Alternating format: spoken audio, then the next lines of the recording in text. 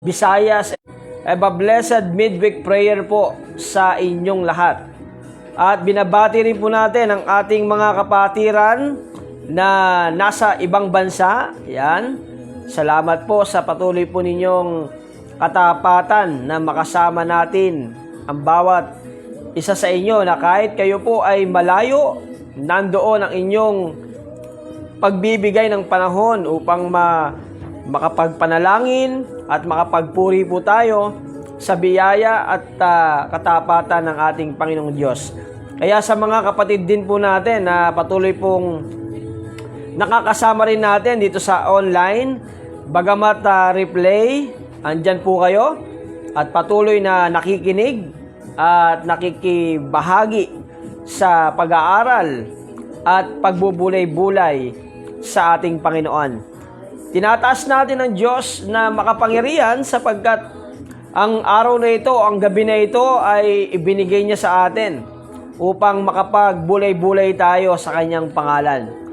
Mapagpalang gabi po sa lahat ng mga makakasama po natin ngayong gabi, especially sa mga kapatid po natin na naroon ang pagtuon o ang pagtugon upang makarinig ng mensahe mula sa ating Panginoong Diyos. Okay? Magandang gabi po sa inyo, Tita Seni Galang from Nueva Ecija. At ganun din sa inyo, Tatay Rudy Salcedo from Las Piñas. Yan, sa mga kapatid po natin na makakapanood pa mamaya, makakaparinig sa ating pagbubulay-bulay. Mapagpalang gabi rin sa lahat ng Faith United Methodist Church family dito sa Batangas. Yan. Purihin ang Diyos at patuloy po nating awitan at pasalamatan ang ating Panginoon. No? Sapagkat sa gabing ito, wala po tayong ibang gagawin kundi ang dakilain, parangalan, at higit sa lahat, itaas ang pangalan ng ating Panginoon, which is ang ating Panginoon, Jesucristo.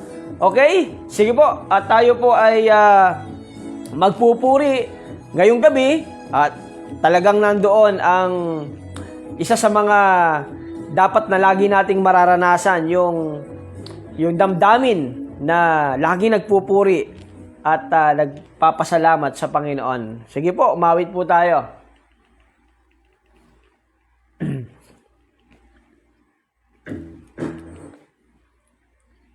Yan. Awitin natin ang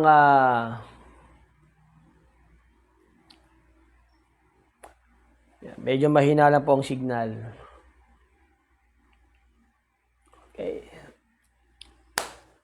Okay, sa lahat ng mga makakasama pa namin, magandang gabi po sa inyong lahat at welcome po sa pakikipanalangin, no? It's a faith and devotion.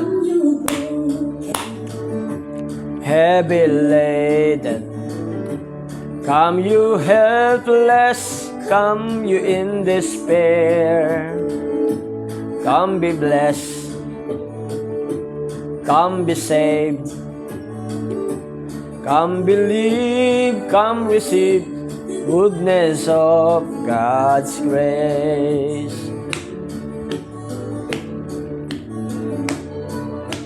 God's grace is amazing, the lifeline of my soul.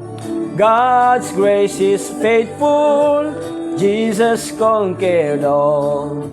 By grace He died, so I may live, by grace I am saved.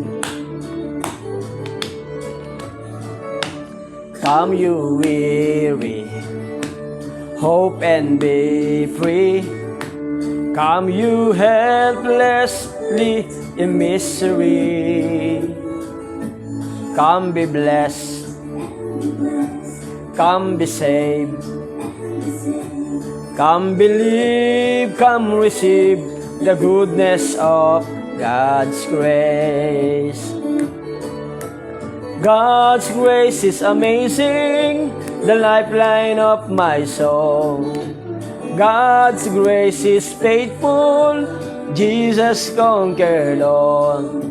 By grace He died, so I may live, by grace I am saved. Hello, Ate Evelyn. Magandang gabi po. Sa Grandusen family, mapagpalang biyayang gabi po sa inyong lahat. Okay?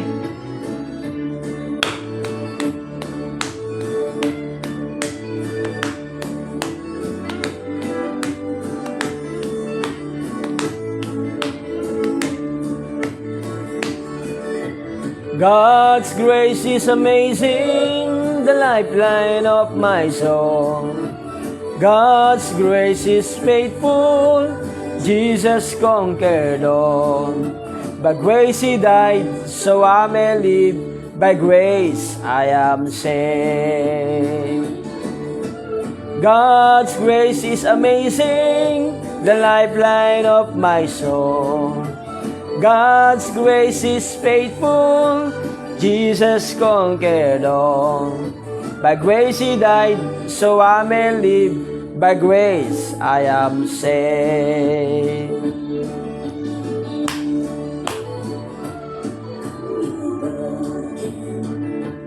Heavy laden, come you helpless, you in despair. Come be blessed, come be saved, come believe, come receive the goodness of God's grace. Amen. The goodness of God's grace. Sige po, tayo po sandaling manalangin. Heavenly Father, we thank you, Lord, for this wonderful evening. Nag-gather, Panginoon, kami to give praises, and thanksgiving. Tunay, Panginoon, na patuloy po ninyong gabayan ang inyong lingkod sa pagpapahayag ng iyong mga mensahe. Salamat po sa aking mga kapatid na patuloy pong nakikipag bulay-bulay at nakikinig ng iyong mensahe sa larangan ng devotion na ito na iyong pinagkatiwala, Panginoon, sa bawat isa. Naway pangunahan kami at ang mangusap ay ang banal na Espiritu na walang iba sa magitan ng pangalan ng aming Panginoong Hesukristo. Maraming salamat, Panginoon, sapagkat sa inyo nahayag ang napakagandang kalagayan lalo't ng may pananampalataya. Sa inyo namin itinataas ang lahat ng ito sa pangalan niyo lamang, Jesus. Amen at amen. Okay, magandang gabi po sa ating lahat, mga kapatid sa Panginoon. Yan, muli ay narito po tayo upang magbulay-bulay sa mga biyaya at salita ng Panginoon na atin pong mababasa. Buksan po natin ang sinasabi sa aklat ni Jeremias. Kabanata 23, talata 23 hanggang 24. Buksan po natin ang ating Biblia sa Old Testament na mababasa natin sa aklat ni Jeremias, no? Sa Book of Jeremiah, chapter 23, verse 23 to 24. Ito po ang sinasabi, "Ako ay Diyos na nasa lahat ng dako at hindi sa iisang lugar nananatili. Walang makapagtago sa akin. Nakikita ko siya saan man siya pumunta, sapagkat ako'y nasa langit, nasa lupa, at nasa lahat ng lugar." Okay, pinagpala po tayo sa pagbabasa ng banal na salita ng Diyos. Ang ating pong tema, mga minamahal na mga kapatid, God is with us. No? Nagpapasalamat tayo sa Panginoon at ito yung ating nararamdaman. At ito'y nagbibigay sa atin ng mas malalim na debosyon upang maglingkod at sumunod sa kalooban ng Panginoon. Napakasarap sa buhay ng isang tao yung lagi niyang mararanasan na ang Diyos ay lagi niyang kasama. At kung titingnan po natin ang sinasabi sa Jeremias, sabi rito, "Ako ay Diyos na nasa lahat ng dako." Wala nang question doon. Pag si Lord ang nagsabi, wala nang question. Sa lahat ng dako, maaring nandun ka sa bandang norte, Maring nandun ka sa bandang east or west or maging sa bandang south. Ang Diyos ay hindi malilimitahan kung saan tayo nandoon. Kung saan nandoon ang sumasampalataya, naroon ang presensya ng Panginoon. Kaya ang lahat ng mga lingkod na may pananampalataya, ito po tandaan ninyo, sarami po natin, hindi kailanman hindi pinakinggan ng Diyos ang mga tumawag at mga lumapit sa Kanya. Kaya ito ang patunay na dapat lang nating ipagkaloob sa Panginoon kung ano ang nararapat para sa Kanya. Ano bang nararapat para sa Panginoon? Siyempre, bilang tao na nakaranas ng kakaibang kalagayan sa buhay, no? Yung pakiramdam mo na nag-iba ang katayuan mo. Pakiramdam mo nag-iba yung aura mo. Nag-iba yung pag-uugali mo. Nag-iba yung pagkatao mo. Pagka ganito na ang nangyayari sa iyo, kanino mo ipagpapasalamat ang mga nangyari sa buhay mo? Hindi ba't walang iba kundi sa Panginoon na nagbigay sa atin ng tunay na transformation. Kaya sabi sa Matthew 28, malinaw siya sabi ng Panginoon, umayo kayo at gawin niyong alagad ang lahat ng bansa. No? At pagkatapos noon, turuan sila, and then pagkatapos maturuan, bautismuhan sa pangalan ng Ama, ng Anak at ng Banal na Espiritu Santo. Ito ay hindi lamang pinag-uusapan ang lugar, kundi pinag-uusapan natin yung kabuuan.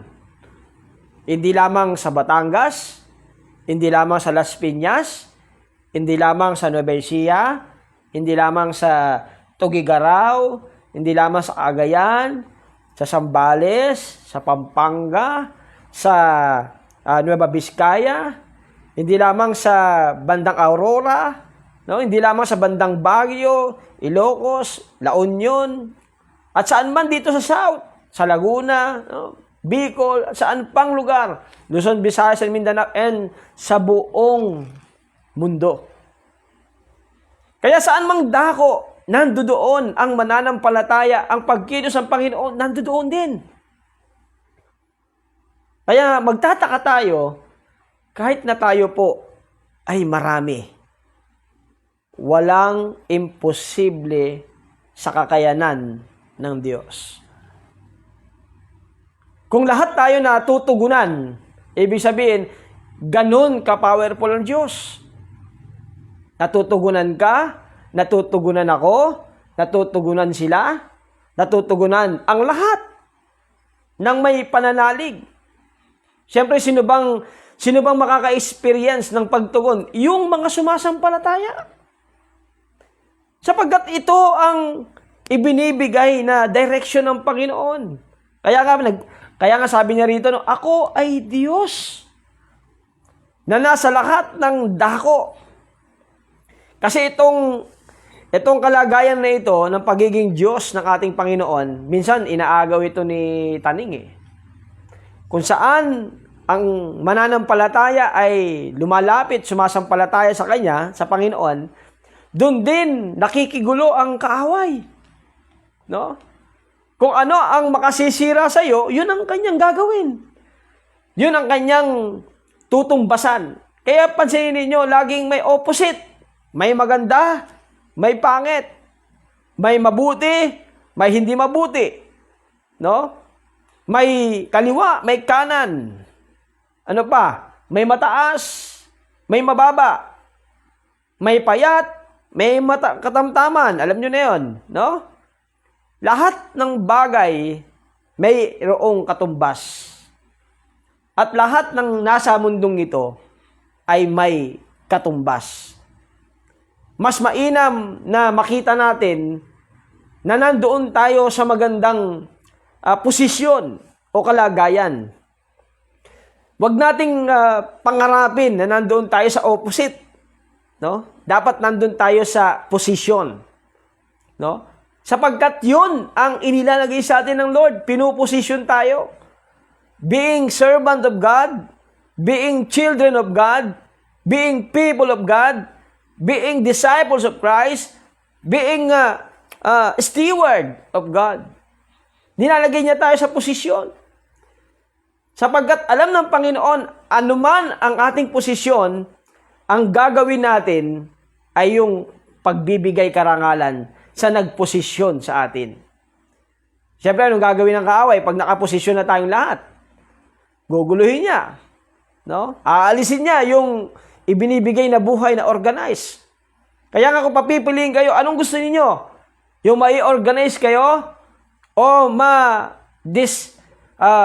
ma-distract kayo, no? Yung hindi kayo mailagay sa tamang buhay. Yung hindi kayo mailagay sa tamang kalalagayan. Kaya nga yung sinasabi ng Panginoon sa atin, napakagandang makita natin mga kapatid.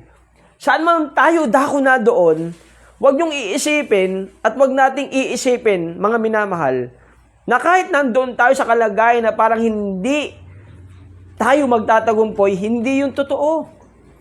No? Lahat ng lingkod ng Diyos kahit nasaan, pinagtatagumpayan niya yan. Kahit sabihin natin doon na nasa mahirap na kalagayan ng buhay. No? Ang importante, hindi nawawala yung iyong ugnayan sa Panginoon. Lagi mo yang nilalagay sa tamang connection. Huwag tayong papayag na i-disconnect tayo sa kalagayan na meron tayo ngayon. Dahil ang trabaho ni Satan, mga kaminamahal, alisin tayo doon sa kalagayan kung saan ang Diyos ang naglagay sa atin. Kaya sinasabi ng talata, no? Napakalinaw na sinasabi niya sa atin na kung saan, no? Nandoon ang isang mananampalataya, ang lingkod ng Diyos. Ang kanyang presensya ay sumasa atin din naman.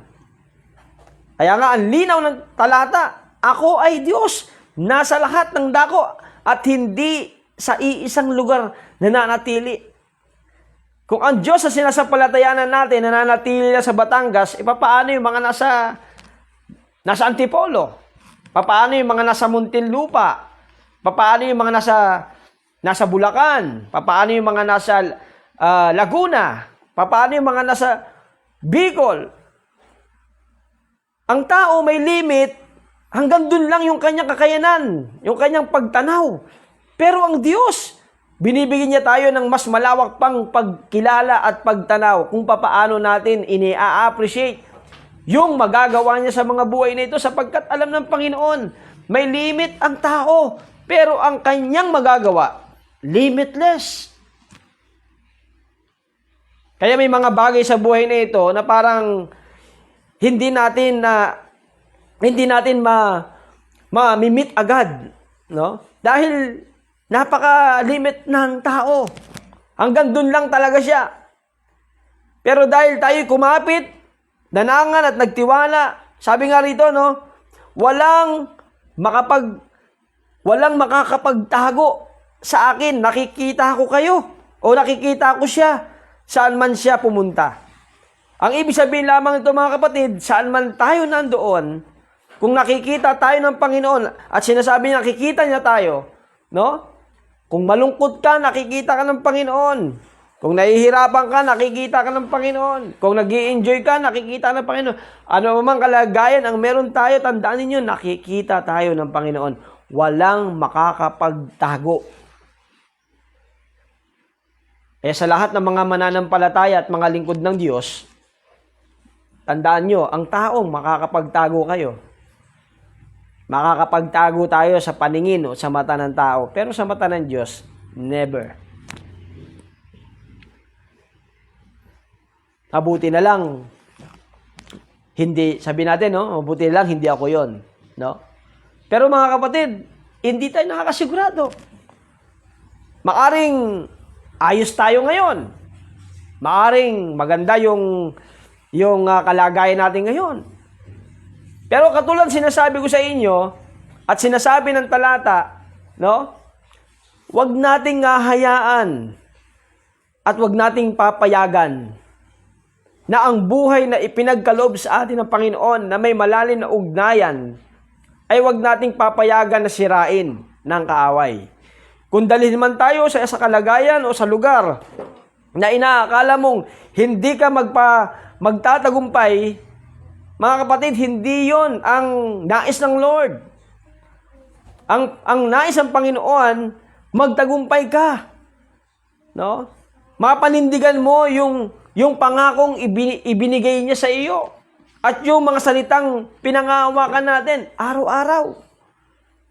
Kaya kung sa Luzon, sa Visayas, and Mindanao ka dalhin, or sa ibang bansa, hindi magbabago yung iyong pagiging lingkod ng Diyos. Yun ang ibig kong sabihin.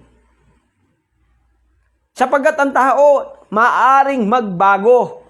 Pero sana naman, wag ang ating pananampalataya. Wag ang ating ugnayan sa Panginoon. Sapagkat kapag malinaw sa atin na tayo ay lingkod ng Diyos, hindi magbabago yung kahit saan kadalhin ng Panginoon. Kaya nung unang punta ko rito sa Batangas, sinabi ko doon sa unang online devotion natin, kung ako may nadestino sa Batangas, no, ay katulad ng Diyos natin dito sa Batangas, ay katulad din ng Diyos sa Manila. Sapagkat kung saan man tayo naroon, ang Diyos niya, ang Diyos nila, ang Diyos natin o ang Diyos ko ay iisa. Isa lang ang Diyos. Depende sa tao kung paano niya kinikilala ang Diyos. Kaya kapag ang tao hindi malinaw sa kanya ang pagkakakilanlan niya sa Diyos, maguguluhan yan. Magkakaroon siya ng something na hindi niya agad matatanggap, hindi niya agad nauunawaan. No? Pero pag kay Lord ka, mga kapatid, kahit saan ka naroon, ipapaliwanag sa iyo ng Panginoon para hindi ka mahirapan, umintindi at umunawa. Lalo't kung ang salita niya ang ating pinagbabatayan. No? Ay sabi nga dito, sapagkat ako'y nasa langit, nasa lupa, at nasa lahat ng lugar. Meron pa bang question dito? Wala na. No? Sa lahat ng portion, corner ng buhay, no? Mapa physical, mapa mental, mapa emosyonal, mapa spiritual, ang Diyos kasama pa rin natin. Alam nyo, hindi lamang sa lugar nakakasama natin ang Panginoon, maging sa mga isipan natin. Maging sa ating mga emosyon. Pangalagaan natin na kapag kakasama natin ang Panginoon, mga minamahal, pansinin ninyo, maganda ang pag-iisip ninyo, magaan ang emosyon nyo, malalim ang spiritual, at malusog ang physical. Diba? Pagka nasa Panginoon tayo, maraming po pwedeng maging iba sa buhay na ito. Kapag nasa Kanya tayo, talagang mapipil mo na kakaiba ka. Alam nyo, i-claim natin yun. No? Sabihin nga natin, kakaiba ako. Yan, sabihin natin, mag-chat kayo, mag-response kayo. Sabihin natin sa chat, kakaiba ako, Lord. Dahil kakaiba po kayo. No? Matindi ang pagkakaiba, no, ng may pananalig sa Diyos. Iba ang nagiging epekto o impact ng isang may pananampalataya. Dahil yung unexpected, yun ang kanyang pinangahawakan. Expect the unexpected. No? Talagang isipin mo at unawain mo na kapag kalingkod ka ng Diyos, yung sinasabi lagi natin na all things are possible, totoo yun. Walang imposible sa Panginoon. Dahil ang Diyos noon ay Diyos ngayon at Diyos sa darating. Yan sinasabi ng Propeta Jeremias. Kaya ang ganda ng tema natin, God is with us. No? Mawawala ang physical, God is with us. Mawawala ka, God is with us. Mawawala ang lahat ng tao sa mundo, God is always with us. No? Kaya napakagandang makita palagi ng tao na sa kanyang buhay, walang dapat siyang panghawakan kundi ang nangangakong Diyos na hindi tayo iiwan kailanman, hindi niya tayo pababayaan. Okay? Alam ko po, nararamdaman po ninyo yun.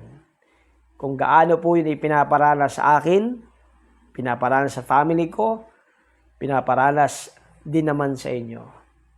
At hindi lang yun, sa lahat ng lingkod ng Diyos, sa alamang dako, no? Dito sa Pilipinas, hindi po pwedeng hindi iparanas ng Panginoon yung kanyang pangako sa iyo. No? Sapagkat doon napapatunayan kung papaano ang Diyos na buhay ay nagbibigay ng mas malalim na kahulugan kung bakit ang buhay ay nagpapatuloy sa Kanya. Kaya magtataka kayo, ang dami nyo ng problema sa buhay, nagpapatuloy pa rin kayo. Ang dami nyo ng pinagdaanan, ang dami na nating hinarap na hamon, nagpapatuloy pa rin tayo still. We continue to praise and serve the Lord, no? Hindi tayo tumitigil doon. Kaya lagi nating sabihin, Lord, ano pa? Ano pa po? Handa po kami, Panginoon. Handa po ang buhay na ito. Nasasabi lang naman natin yun kapag talagang napipil natin na nandoon yung init ng ating pakikipag-ugnayan sa Panginoon. Kaya katulad ng paalala ni Jeremiah, na kahit saan tayo nandoon din ang Diyos. No? Sa bahay na ito, sa bahay natin, kung saan kayo nandun din ang Diyos. Kung nasa kusina ka, sasamahan tayo ng Panginoon. Kung nasa share ka, sasamahan tayo ng Panginoon. Kung nasa bakanting lote ka, or nasa taas ka, nasa bubong ka, no? nasa labas ka, no? Basta lingkod ng Diyos, hindi yan iiwan ng Panginoon. Amen? Di ba ang sarap sa pakiramdam, mga kapatid? Na nandoon ang laging pagkalinga ng Panginoon, ginagabayan niya tayo araw at gabi, iniingatan niya tayo araw at gabi. Ang ganda ngayon po, Ate Rusty Reyes, pagpalay po kayo ng Panginoon. Ate Loida, Kuya Marlon Locario, family, pagpalay po kayo ng Panginoon, no? Kaya ang sarap sa puso, ang gaan sa isip. Yung, alam mo yon, matatapos ang buong maghapon, pipikit ka, magpapahinga ka, diyan sa kinabukasan, may panibagong sigla ang puso mo na maglingkod at gawin yung mga bagay na gagawin mo. Dahil alam natin, sa umpisa pa lang, inihahandaan ng Panginoon ang lahat ng ating gagawin. Lahat yan, nakaprepare yan. Yan, sabi ko kanina sa una, organize. No? Ang buhay sa Diyos ay laging maayos. Ang mga naglilingkod sa Diyos ay laging ipinapaayos kung meron mang mali. Kasi wala namang perpekto, di ba? Walang perpekto. Lahat tayo nagkukulang, lahat tayo nagkakamali.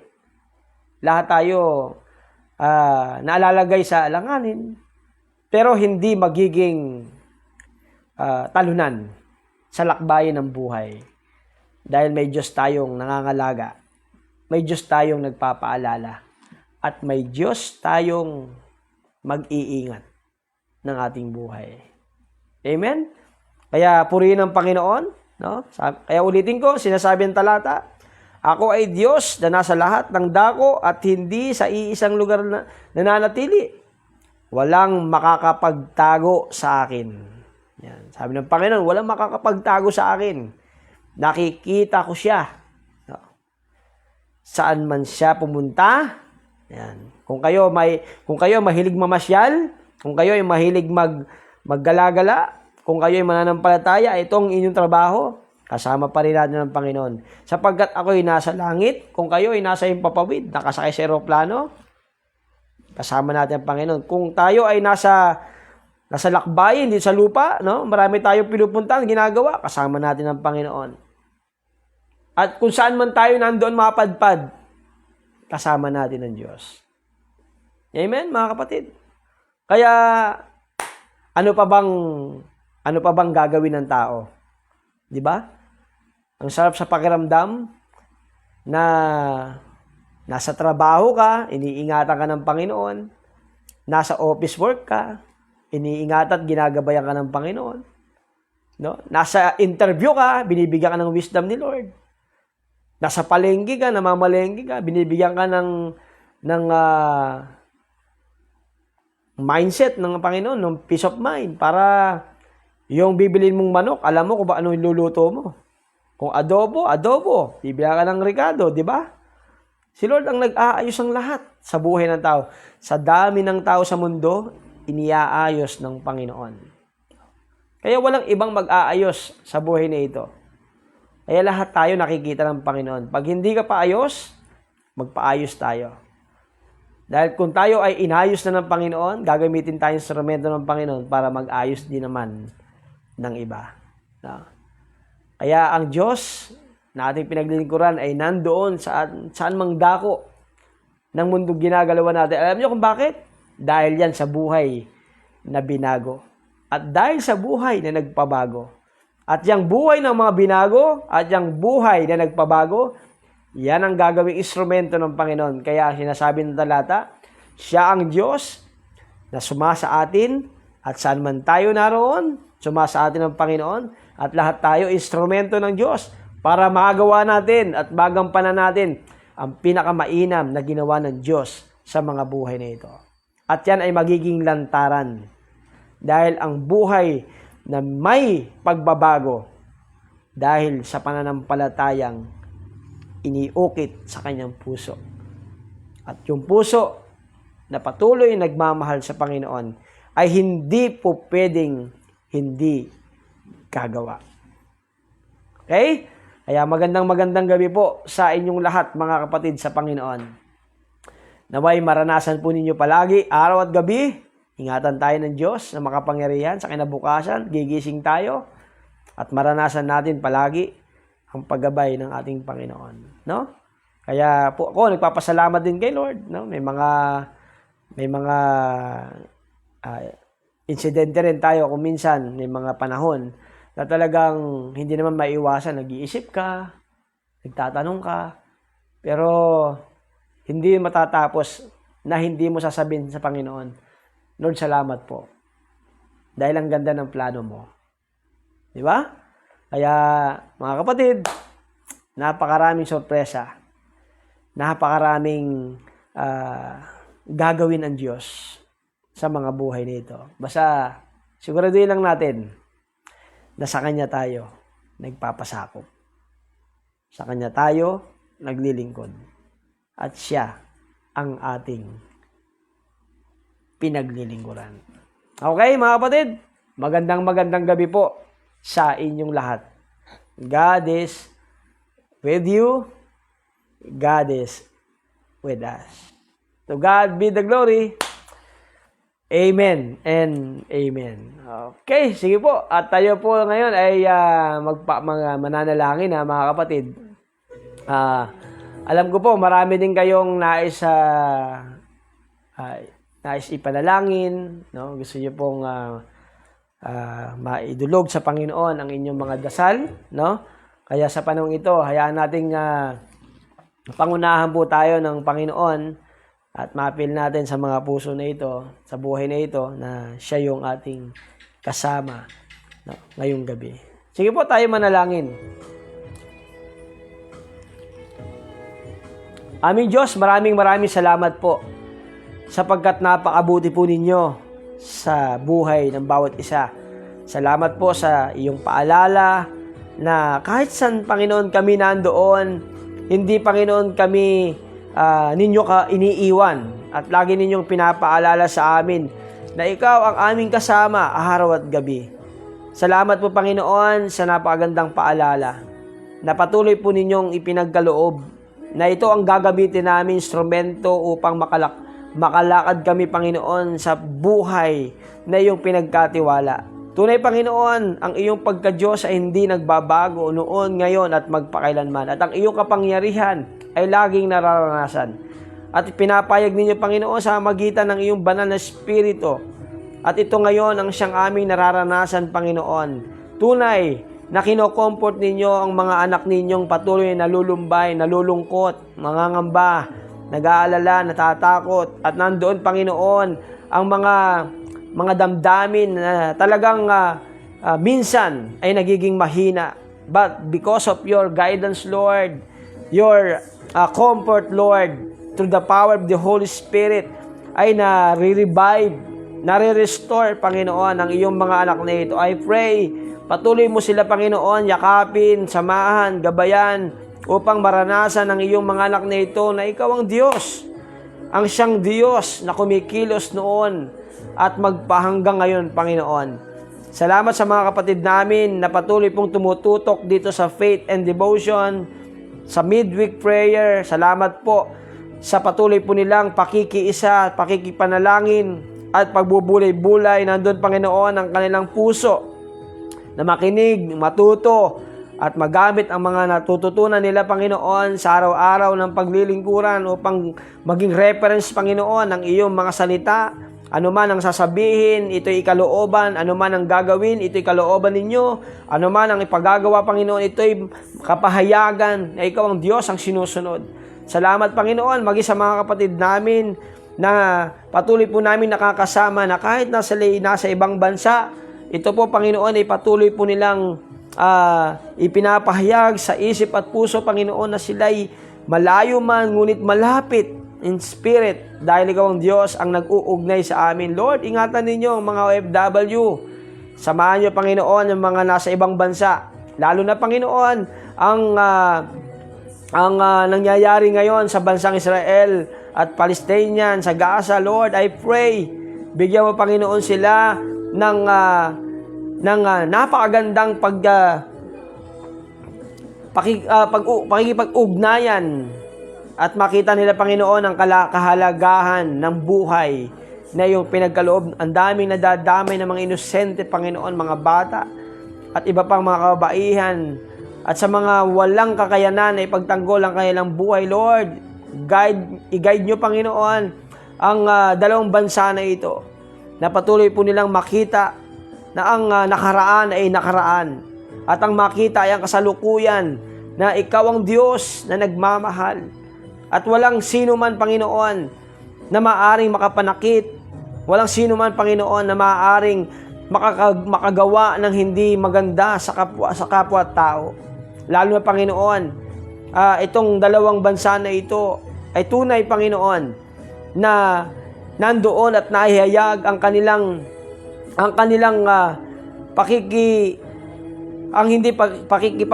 hindi magandang pakikipag-ugnayan sa isa't isa. Dahil noon pa man, Panginoon, talagang nahayag ang kanilang hindi pagkakasunduan. Pero iniwala po kami, Panginoon, maiaayos po ito. Titigil po ito. Dahil sa inyong kapangyarihan, sa inyong magagawa, Panginoon. And also, I pray, Lord, ang aming mga kapatiran dito sa Faith and Devotion family, gabayan niyo, Panginoon, sila, ingatan sila, Panginoon. Katulad po ng kanilang mga panalangin, ito po ay kanilang matatanggap. Kung ito ay para sa family, ikaw ang Diyos ang tutugon. Kung para sa personal, Panginoon, ikaw ang Diyos ang gagabay. Kaya naman, Panginoon, sa mga panalangin ng iyong mga anak na narito sa Faith and Devotion, Lord, I pray, gabayan ninyo, Panginoon, samahan niyo po, Panginoon, at patuloy po nilang makita yung magandang plano po ninyo, yung magandang kasagutan po ninyo. Nang sa ganoon, Lord, lahat ng ito ay maibalik ang kapurihan sa iyong pangalan. Salamat din, Panginoon, sa mga kapatid namin na patuloy po tumututok dito sa Faith United Methodist Church, ang family ng Adviento, Baloloy, ang Castillo, ang Dulgesen, ang Ganan, ang Magbohos, ang Bungkin, Manalo, ang Reyes, ang family Anonat, Panginoon, ang family Di Malibot, na Torres, ang family Tonga, ang pamilya Briones, ang Magbohos sa harapan, Panginoon, ng church, maging Panginoon sa mga parents ng school, ng House of Learning. Thank you, Jesus, sa napakagandang provision, Panginoon, na inilalagay ninyo ang bawat kapatiran sa lugar na ito upang magpuri at magsama-sama, mag-aral ng iyong mga salita. At salamat din sa mga buhay na nagse-celebrate ng kanilang kaarawan, kay Ate Nimpa, kay Tanori. Lord, kawang Diyos ang magpala sa kanila. Maraming salamat, Panginoon, sapagkat patuloy po ninyong pinatunayan na kapag ka po kayo, O Diyos, ang pinangawakan, walang imposible. At narito rin, Panginoon, ang ilang mga kapatid naming mga seniors. I pray, Lord, patuloy mo silang bigyan ng matatag na pangatawan, malusog na pakikipag-ugnayan at malalim na spiritual na ugnayan, Panginoon, sa inyo, in the mighty name of Jesus. Tunay, Panginoon, sa piling ninyo ay nakakaranas kami ng kapayapaan, nakakaranas kami ng tagumpay, nakakaranas kami ng kapanatagan. Kaya naman, ibinabalik namin, Panginoon, sa inyo ang lahat ng ito, sapagkat naniniwala po kami, ang mga lingkod ninyong tinawag, ang mga lingkod ninyong patuloy na sumusunod, ang mga lingkod ninyong patuloy gumagampan ng mga tungkulin, ay mga lingkod na hindi nyo kailanman pababayaan at mga lingkod na hindi nyo kailanman iiwan. Maraming salamat, Panginoon, sa inyong napakagandang paalala ngayong gabi, na ikaw, O Diyos, ay lagi naming kasama. Ito po, Panginoon, ang aming samo at panalangin. Ikaw ang Diyos, noon, ngayon, at magpakailanman, sa pangalan lamang ni Jesus. Amen at Amen.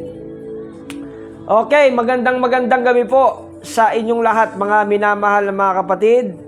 Yan, purihin ang Panginoon sa gabing ito na patuloy po na tayo ay nagsama-sama upang maranasan natin ang kanyang biyaya. Yes, I pray, Ate Carol, no? Siya po ay na-diagnose na stage 4 cancer. In the mighty name of Jesus, Ate Carol, patuloy po kayong hawakan ng Panginoon in the mighty name of Jesus, to the power of the Holy Spirit, healing and guidance, comfort, and a peace of mind, and peace of heart, and peace of life in Jesus' mighty name. Amen. Okay? Magandang gabi po kay Marlon Yocario, Ate Bayet, anak Adele, kay Jamaica, at sa inyong mga anak dyan sa may Sinikway. Pagpalaya po kayo dyan sa mga Sinikway compound. Ganun din, Ate Eloy Dagabilo, magandang gabi po. Hello, kapatid na lovely, ang ating chairman ng council, Adviento family. Kay Rabela, hello Rabela. And then kay Ryan, magandang gabi sa'yo. Magandang gabi rin kay kapatid na Rusty Reyes. Puri ng Panginoon sa family Reyes. And also sa family Anonat. Welcome sa Faith United Methodist Church. Kay kapatid na Kuya Victor, kay Ate Jennifer, kay Arabella, and kay BJ. Yan, sa Anonat family na nabisita na namin kahapon sa Amaya. Okay? Magandang gabi rin po kay Tatay Rudy. Yan, sa Shadow family, Naneglo. God bless po. Kay Ate Ellen Capitulo family, pagpalain po ang Panginoon. Kay Tita Seni Galang from Nueva Ecija, God bless po sa inyo. And kay kapatid na Abigail Asin, pagpalain ka ng Panginoon at sa family mo at sa kabuuan ng family ng Faith United Methodist Church. Magandang gabi po sa inyong lahat at sa ating lahat na mga narito. Purihin ng Diyos sa mga pangyarihan, sapagkat tayo po ngayon ay nagsama-sama. Okay? At magandang gabi rin sa mga bisita ko ngayon na nagdatingan, si Miga at si Ate Gina. Yan. Salamat po sa inyong patuloy na pakikiisa. Once again, happy birthday kay Ate Nimpa at kay Tita Nori. To God be the glory. Again, I'm Reverend Teremios Mangawang na nagsasabi, kapag ka laging nananalangin, ang pananampalataya ay lumalalim. To God be the glory. Bye-bye. God bless. Ay, habol.